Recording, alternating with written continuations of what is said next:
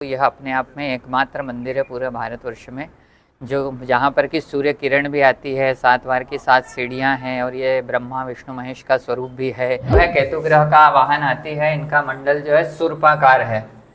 इनका सिर नहीं होता, सूर्पाकार, सूर्प मतलब सुपड़े के आकार का होता है। इनका सिर नहीं होता, केवल धड़ होता है, इसलिए इनको सोल कहा जाता है। सोल ऑफ एनर्जी, आत्मा के कारक ग्रह मोक्ष। ओके जी जी।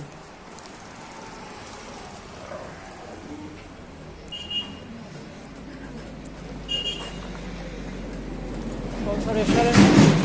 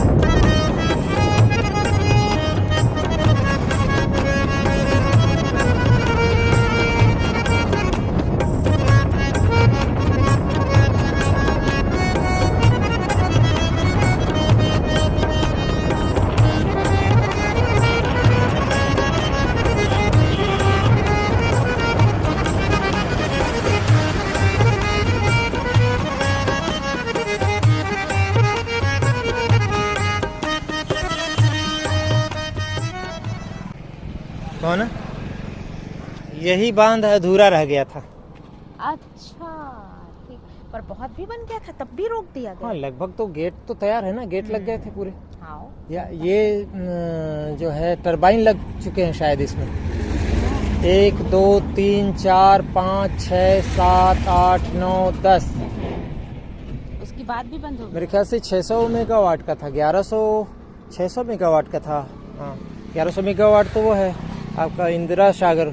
ओंकारेश्वर भी शायद 400-500 मेगावाट का है। ये भी कुछ 400-500 मेगावाट का ये भी रहा होगा। लेकिन ये एक कंपनी जो बना रही थी ना, वो कंपनी को हटा दिए किसी विवाद के कारण, या हट गया जो भी है, और ये बांध अधूरा रह गया। तो भविष्य में बन सकता है क्या? तो नर्मदा में अब इसके बाद कोई बांध नहीं है। नीचे की तरफ हम लोग जाएंगे ना, इस तरफ बड़वानी की तरफ, धार बड़वानी हम लोग, तो इधर अब कोई बांध नहीं है।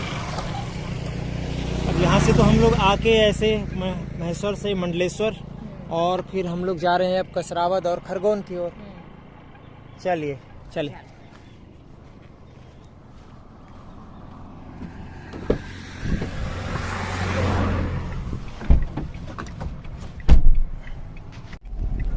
बेल्ट लगा लीजिए भाई, बेल्ट तो जरूरी चीज है। ये इधर से महेश्वर से हम लोग आ रहे हैं। दिख रहे हैं महेश्वर कहीं? वो घाट में कुछ भी नहीं दिख रहा है, क्योंकि 9 किलोमीटर पड़ जाता है ना आगे। बहुत दिन से इच्छा थी कि संत सियाराम बाबा से कम मुलाकात होगी, प्रणाम होगा, और एक बकावन जाना था। कल हम लोग जो लेट आए ना महेश्वर, रात हो गई, तो दोनों छूट गए। रावेर छूट गए। हाँ, रावेर खेड़ी में ही अंधेरा हो गया ना। तो अब जा रहे हैं हम कसरावद। फिर वापस यहीं से गए थे कल ना, खरगोन की ओर जा रहे हैं। शहर खरगोन शहर, जिला तो है।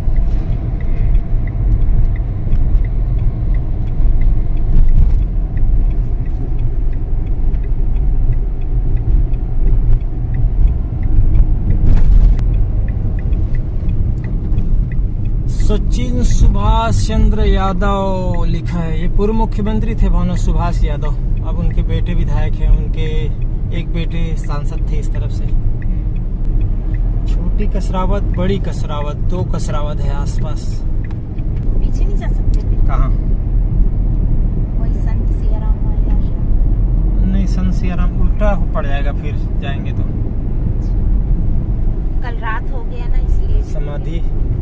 और समाधि कहाँ है उनका?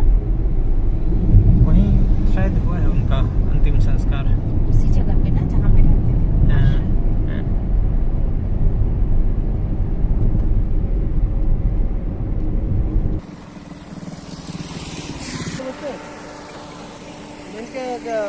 हाँ, मंगल जर्नी, आप भी आ जाओ।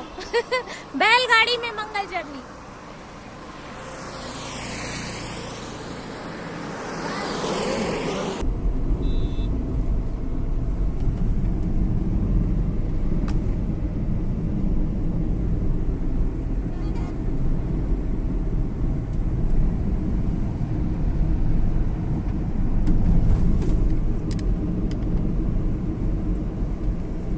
कितना बज गया पापा? 4:45।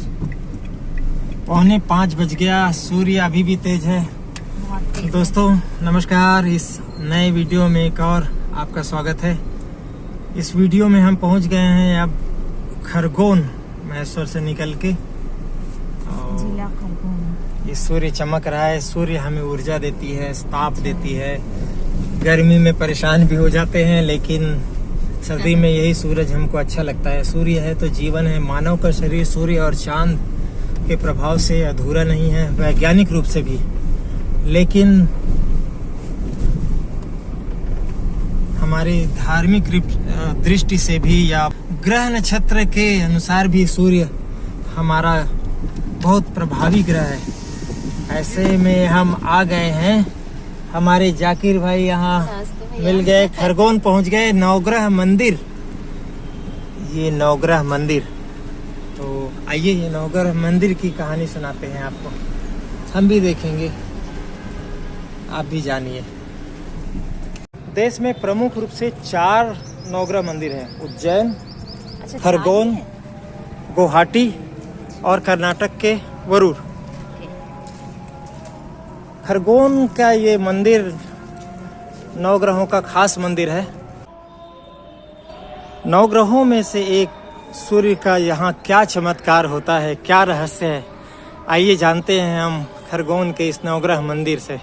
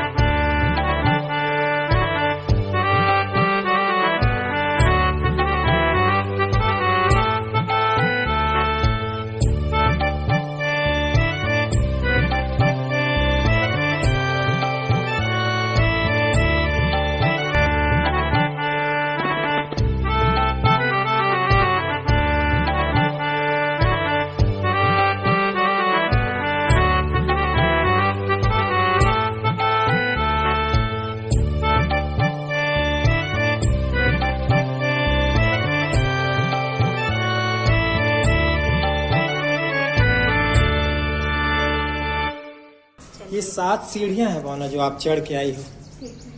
ये 7 वार का प्रतीक माना जाता है, ऐसा कहना है। अच्छा। ये सरस्वती जी। आगे फिर हम बढ़ते हैं तो ये पट्टाभिराम, और उसके बाद आगे है महामृत्युंजय, ये पंचमुखी महादेव। जय भगवान जी। श्री रिद्धि सिद्धि बुद्धि विनायक। तो 5 मुख है शंकर के। मूर्ति में 5 मुख है, ऐसा बहुत रेयर होता है। 1 2 3। जय जय जय शिव शंकर। आइए, और ये गर्भगृह में रास्ता जा रहा है। कलशधारी। रत्न के कलश है इनके हाथ में, ये देखिए, ये रेयर मूर्ति है ये भी। आइए, ये कहना है कि ये 12 सीढ़ियाँ हैं अच्छा, गर्भगृह में जाने के लिए। 12 माह को दर्शाता है, 12 माह को दर्शाता है। वहाँ गर्भगृह में नवग्रह का दर्शन होगा। ये अच्छा लग रहा है। अलग अलग ग्रह कहाँ से शुरू करें? ये बुध। देखिए, अच्छा मंदिर जो है पूरा ज्योतिष चक्र के अनुसार बना हुआ है। शुरू में हम जैसे मंदिर में प्रवेश करते हैं तो 7 सीढ़ियाँ चढ़ते हैं जो 7 द्वार का प्रतीक होती है। जी जी। उसके बाद ब्रह्मा, विष्णु और महेश जो त्रिदेव हैं उनके स्वरूप में माँ सरस्वती, श्री राम दरबार और पंचमुखी महादेव के दर्शन होते जी, हैं। हमने देखा जी। और वहाँ से जब हम गर्भगृह में उतरते हैं 12 सीढ़ियाँ हैं जो 12 महीनों का प्रतीक है और उसके बाद में नवग्रह के दर्शन प्रारंभ होते हैं। सामान्य धरातल से 20 फीट नीचे मंदिर बना हुआ है, गर्भगृह में है और यहाँ पर नवग्रह की रचना की गई है। और ज्योतिष के अनुसार जो ग्रह जिस दिशा में स्थापित है, जिस यंत्र के साथ स्थापित है, उसके अनुसार इस मंदिर को स्वरूप को बनाया गया है। जी। आप देख सकते हैं कि जब आपने 12 सीढ़ी उतरी थी, 12 महीनों का जो प्रतीक है, उसके बाद सबसे पहले गणेश जी के दर्शन होते हैं। जी। और पूरा मंदिर जो दक्षिण भारतीय शैली में बना हुआ है। हमारे जो पूर्वज थे शेषप्पा सुखावधानी जी, जिन्होंने इस मंदिर की स्थापना की, वे दक्षिण भारतीय थे। यहाँ आप देख सकते हैं बुध ग्रह है, बुध ग्रह का वाहन शेर है, इनका मंडल है बाणाकार। जब भी हमारे घर पे पूजा पाठ, ग्रह शांति, हवन यज्ञ जहाँ भी होते हैं, वहाँ पर सिंबल ऑफ प्लेनेट कहा जाता है। बुध का वो मंडल बोलते हैं, वो बाण के आकार का बनता है। तो ऐसे ही सभी ग्रह के मंडल, वाहन और उनकी दिशाएं निर्धारित है, जिसके अनुसार इस मंदिर की स्थापना की गई है। जी। शुक्र ग्रह, इनका वाहन घोड़ा है। इनका जो सिंबल ऑफ प्लेनेट होता है मंडल, वो स्टार के आकार का होता है। शुक्र ग्रह ज्योतिष में 2 ही ग्रह शुभ हैं, एक गुरु है और एक शुक्र है, जो हमारे लिए हमेशा हैप्पीनेस के लिए काम करते हैं। गुरु ग्रह जो है हमारे सेटिस्फेक्शन के लिए काम करता है, आध्यात्मिकता या इंटरनल पावर को, और शुक्र भौतिकता के लिए काम करता है। चंद्र ग्रह है, चंद्र ग्रह का जो वाहन है वो हिरण है और मंडल चतुष्कोण के आकार का है। जी। और इनकी जो दिशा निर्धारित है, जी, दिशा। हर ग्रह का अपना अस्त्र भी है, हर ग्रह के अस्त्र के साथ में है। हर ग्रह का एक अपना रंग होता है, वो रंग के ही वस्त्र इनको धारण किए जाते हैं, उसी रंग का इनका दान सामग्री भी होता है। चंद्र के बाद मंगल ग्रह के दर्शन होते हैं। सबसे ज्यादा लोग इन्हीं से प्रभावित होते हैं ऐसा लगता है, और डरते भी हैं। ऐसा कुछ नहीं है, हर ग्रह का अपना इम्पोर्टेंस है। पर जैसे कहते हैं ना कि जनमानस में जो भ्रांतियां फैल जाती है, जैसे शनि के प्रति डर है, मंगल के प्रति क्रूरता के कारण, या शादी विवाह की बाधाओं को लेकर के, तो उस प्रकार से मंगलवार भी भीड़ रहती है, शनिवार भी यहाँ दर्शनार्थी बहुत आते हैं। मंगल के बाद केतु है, केतु ग्रह का वाहन हाथी है। इनका मंडल जो है सूर्पाकार है, इनका सिर नहीं होता, सूर्पाकार, सूर्प मतलब सुपड़े के आकार का होता है जी। इनका सिर नहीं होता, केवल धड़ होता है, इसलिए इनको सोल कहा जाता है। सोल ऑफ एनर्जी, आत्मा के कारक ग्रह, मोक्ष के कारक ग्रह हैं। समझी कौन? इसी को जानना चाह रही थी कि सर क्यों नहीं। मोक्ष का कारक है, जिसको आप केतु को केवल फील कर सकते हो, आपको वो दिखेगा नहीं ना, वहाँ पे आंखें नहीं है ना, सिर नहीं है। उसके बाद शनि है, इनका वाहन जो है गिद्ध है, मंडल धनुष के आकार का होता है। शनि के ठीक सामने सूर्य भगवान होते हैं। यह एक्चुअल नवग्रह मंदिर है, और कहीं आप देखेंगे तो शनि मंदिर हो सकते हैं, क्योंकि बीच में शनि की मूर्ति भी हो सकती है। यहाँ पे नवग्रह के रचना में सूर्य प्रधान है, सूर्य ग्रह के सामने शनिदेव की मूर्ति होती है। पीछे माँ बगलामुखी देवी है, अष्टम महाविद्या है, जो नवग्रह की अधिष्ठात्री कही जाती है। इनका यंत्र है ब्रह्मास्त्र चक्र, आप देख सकते हैं। सूर्य भगवान है, इनके सारथी अरुण है। ये आगे जो देख रहे हैं आप, ये सूर्य भगवान है, इनके सारथी अरुण है। और आगे है 3D में बना हुआ उस समय का ये 7 घोड़ों का रथ है, और उसके आगे सबसे आगे सूर्य यंत्र है। ये सूर्य यंत्र है। ये सूर्य यंत्र बीच में भी स्थापित है क्या बेटे जी? ब्रह्मास्त्र है, बगलामुखी का ये ब्रह्मास्त्र है, ब्रह्मास्त्र, अष्टम महाविद्या। ये जो ब्रह्मास्त्र एक विद्या है। जी। और जो सूर्य की किरण वो कहाँ पे है? सूर्य का किरण, ये मंदिर सामान्य धरातल से गर्भगृह में होने के बावजूद इसकी संरचना इस प्रकार है कि सूर्य की किरण यहाँ पर जून जुलाई के महीने में सूर्य रथ पर गमन करती है, और इसके लिए पूरी संरचना यहाँ पर ज्योतिष के अनुसार बनी हुई है। संक्रांति पे पड़ता है ऐसा हम लोग सुने थे। सूर्य का उत्तरायण काल प्रारंभ होता है ना, सूर्य प्रधान नवग्रह मंदिर है, इसलिए सूर्य की पूजा का महत्व इस दिन ज्यादा होता है। मकर संक्रांति का सबसे बड़ा उत्सव होता है। उस दिन इनका दर्शन भी बहुत ज्यादा प्रातः ब्रह्म मुहूर्त से लगाकर मध्य रात्रि तक दर्शन चलता है जी। राहु ग्रह है, राहु ग्रह का वाहन बदक और मंडल ध्वज के आकार का, इनका धड़ नहीं होता, ये केवल सिर से काम करते हैं, इसलिए ये हमारी पूरी डिसीजन पावर को कंट्रोल करते हैं राहु, क्योंकि इनके पास बाकी कोई चीजें नहीं होती। गुरु ग्रह है, इनका वाहन बैल और मंडल आयताकार है। ये सभी नवग्रह की संरचना है और पूरी तरह से नवग्रह मंदिर है, जिसमें हर ग्रह जिस दिशा में होना चाहिए। और जगह यदि ये भारत में देखेंगे हम तो बहुत बार वो सूर्य मंदिर हो सकते हैं, शनि मंदिर हो सकते हैं, उनकी संरचना में डिफरेंस हो सकता है। ये ज्योतिष के अनुसार बना हुआ है।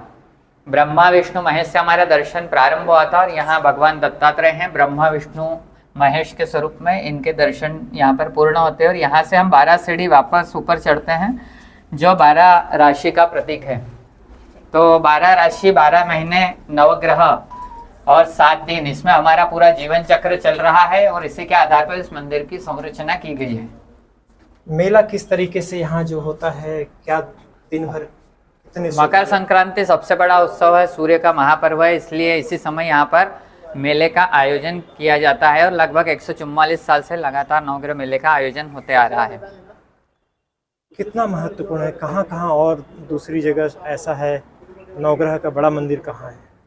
देखिए, आप जैसा मैंने बताया कि ज्योतिष चक्र के अनुसार यदि हम समझेंगे तो यह अपने आप में एकमात्र मंदिर है पूरे भारतवर्ष में, जो जहाँ पर कि सूर्य किरण भी आती है, 7 बार की 7 सीढ़ियाँ हैं और ये ब्रह्मा विष्णु महेश का स्वरूप भी है।